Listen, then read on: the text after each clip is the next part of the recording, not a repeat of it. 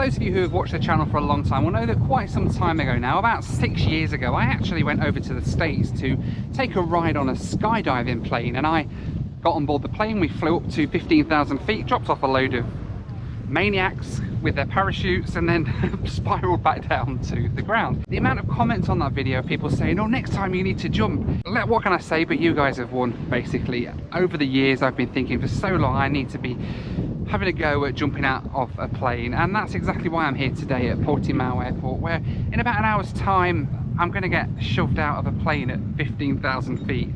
I'm slightly beginning to regret my life choices now, I have to say.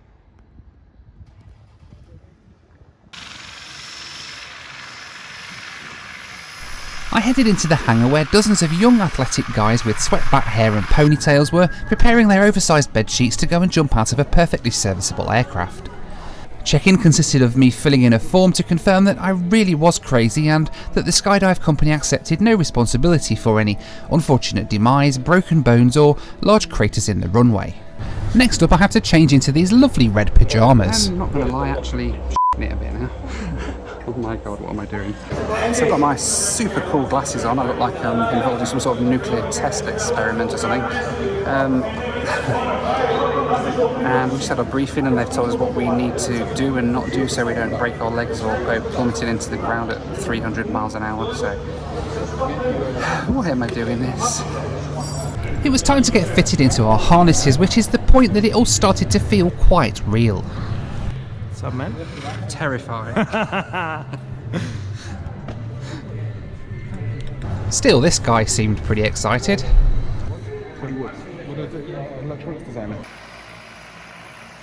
My ride today was this Pilatus PC-6 Porter. It was built in 2000 and has flown for a variety of skydiving schools in Europe and the US. I was looking forward to getting a ride on the rare PC-6, but slightly frustrated that she'd be landing without me today. Pretty soon the PC-6 was back on the ground, and in a boarding process that would give Ryanair a run for its money, we were soon climbing on board.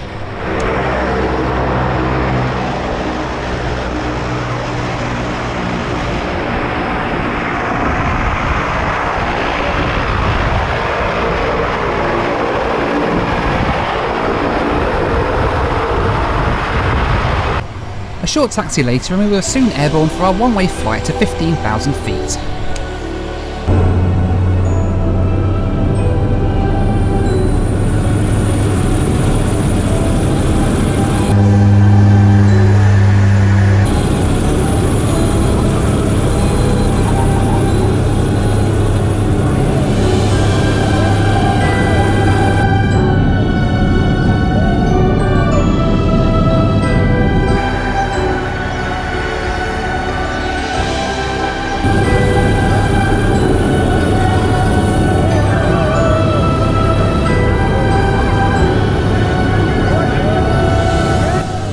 I do have to admit, as much as it was really cool to be riding on board a PC-6, the moment was kind of lost on me a bit as I was focusing on getting shoved out of that huge door.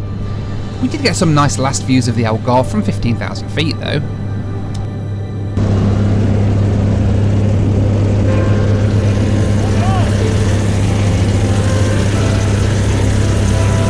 The climb to 15,000 feet seemed to take forever. Eventually though the doors opened and the first willing victims were shoved out to go hurtling towards the ground.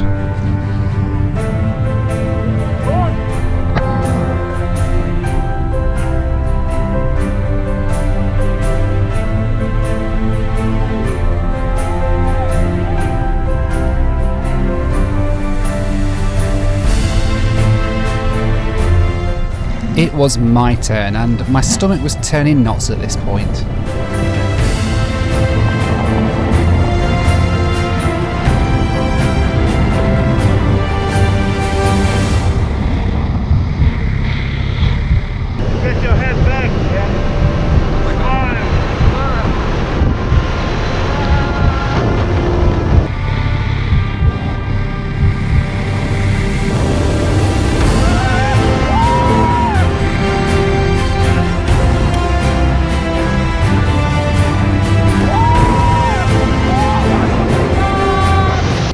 I'd like to say that soaring through the sky like a majestic eagle was a magical experience. but I don't think my face tells the same story.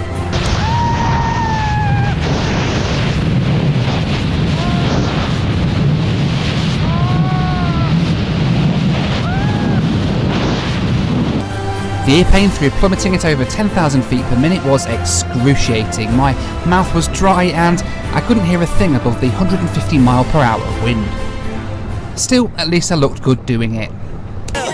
You see the drippy, I'm fitted up. Hop in my car and the giddy up. Secure the bag, yeah, I get the bus. Pick it up, pick it up, pick it up. You see the drippy, I'm fitted up.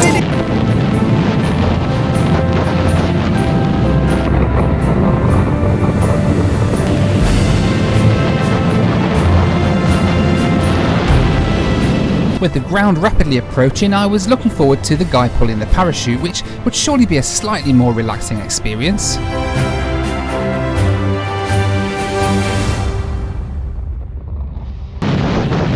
Or maybe not.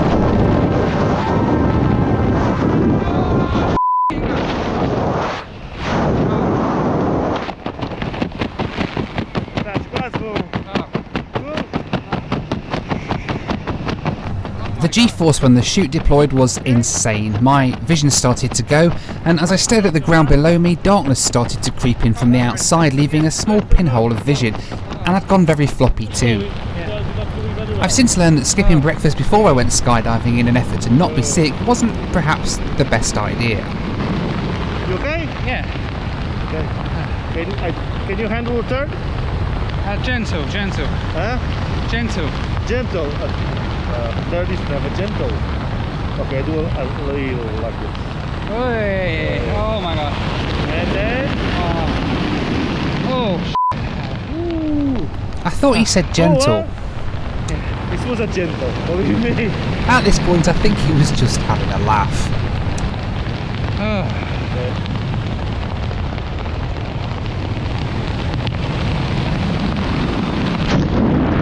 I started to come to a little as we got lower, and now was time to start worrying about the landing. I learned that lifting your legs up isn't quite as easy to do when you're strapped into a harness dangling from a parachute. I was petrified I was going to break my legs on the touchdown.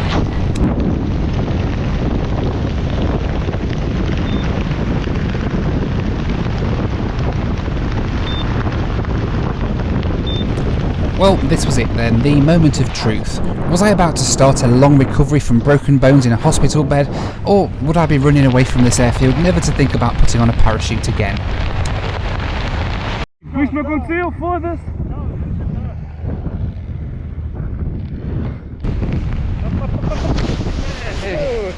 Oh my Okay. god. I'm never doing that again. Huh? I'm never doing that again. But still, at least the guys had a pretty good laugh watching me. High five me. I need to sit down, sorry. Okay, that is the most terrifying thing I have ever done in my life. I am never doing that again. Holy cow. So you're back? Yes. And? It's the worst thing I've ever done in my life. Absolutely terrifying. But you've been banging on about wanting to go skydiving for years. I did when I was younger. I'm like nearly 40 now, Rach. I'm used to the high life and Qatar Q suites and like first class travelling around the world. I'm not used to being shoved out of a plane at 15,000 feet. So did you not enjoy any aspect of it?